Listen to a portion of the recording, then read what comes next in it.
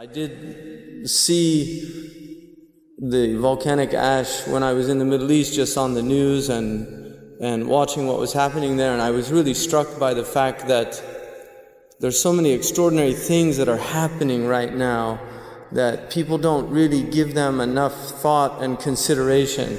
We've got right now in the Gulf waters, we have a well that is spewing oil into the oceans of the world, because this oil now will move into these streams and begin to disperse.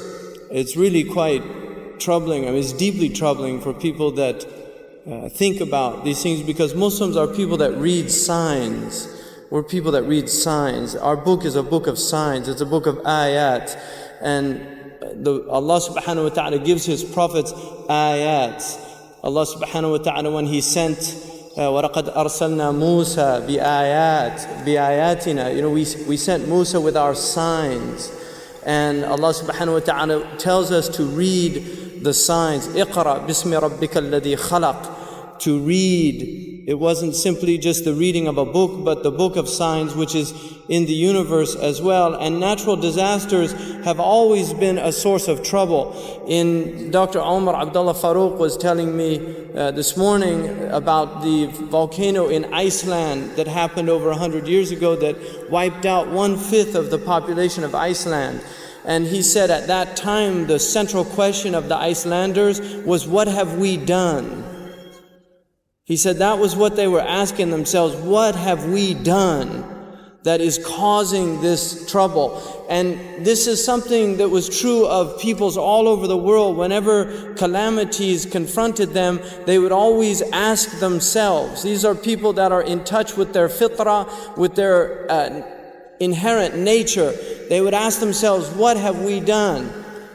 And this is something that human beings have now completely forgotten. We have spiritual Alzheimer's disease. That's what the humanity is suffering from, a type of spiritual Alzheimer's disease. We've forgotten who we are, who we belong to, where we've come from, where we're going, what we should be doing in the meantime.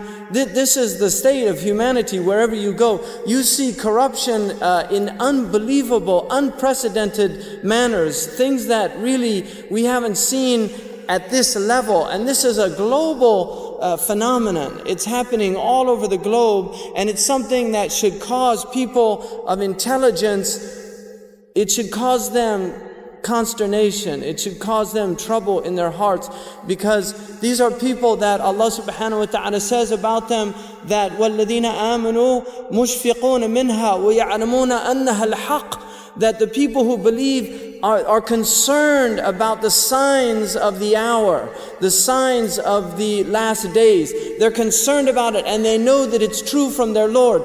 The Prophet ﷺ, in a hadith, which is one of the most extraordinary in terms of purely prophetic vision, is one of the most extraordinary hadiths that we have in the literature, that Ibn Abi Shayba relates, in which the Prophet ﷺ said, إِذَا رَأَيْتَ مَكَّةَ بُعِجَتْ كَظَائِمًا. When you see Mecca, when you see holes drilled into the mountains of Mecca, إِذَا رَأَيْتَ مَكَّةَ بُعِجَتْ كَظَائِمًا. The Arabs say, بُعِجَتَ الْأَرْضُ آبَارًا, that holes were dug into the earth. The Prophet ﷺ predicted that holes would be drilled through the mountains of Mecca, and he says, وَيَعْلُو بِنَاؤُهَا رُؤُوسَ الْجِبَالِ فَقَدْ أَضَلَّتَ السَّاعَةُ. And you see the buildings of Mecca reaching the level of mountains. You see the buildings of Mecca reaching the levels of mountains. He said, know that the shade of the hour has encompassed the planet. And the believers, when they see these things, it concerns them. The Prophet said, لا تقوم الساعة حتى تزول الجبال عن أماكنها. The end of time won't come until you see mountains removed from their places. When I was in Mecca, there's mountains have been removed from Mecca. Qur'an, one of the mountains that's known as the Ahad al-Akhshabain. When the angels came to the Prophet ﷺ and they asked him if he wanted to see the mountains, that they would يطبقهما على قريش. One of them was Abi Qubays and the other was Qur'an. Qur'an has been removed. It's gone. It's no longer there. The mountain is gone. A mountain that the Prophet ﷺ walked in its shade. A mountain that the Prophet ﷺ probably climbed as a boy. This mountain is now removed. Then the Prophet ﷺ said, لا تقوم الساعة حتى تزول الجبال عن أماكنها. These are signs for people to reflect. The Prophet ﷺ, I was on the Arabian Peninsula with my family, walking on the beach, and I came upon people in a public beach having sexual intercourse in a public beach on the Arabian Peninsula. I'm not making this up.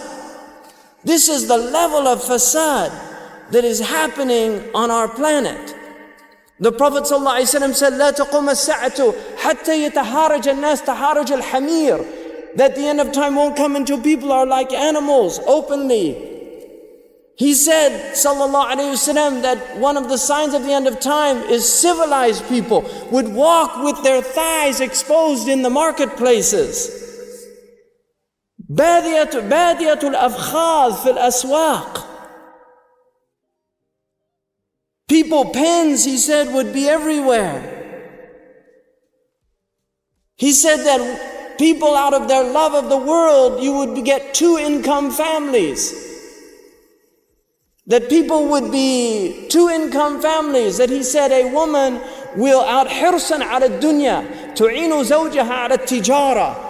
Out of love for this world, she'll work like her husband to earn livelihood, neglecting the children. Some people are forced to do that. And there's no blame on that. But there's people that just out of love of dunya, they will abandon their children and go out. These are the things that are happening around us. And these are things people have to wake up, because this is a religion that calls people to wake up.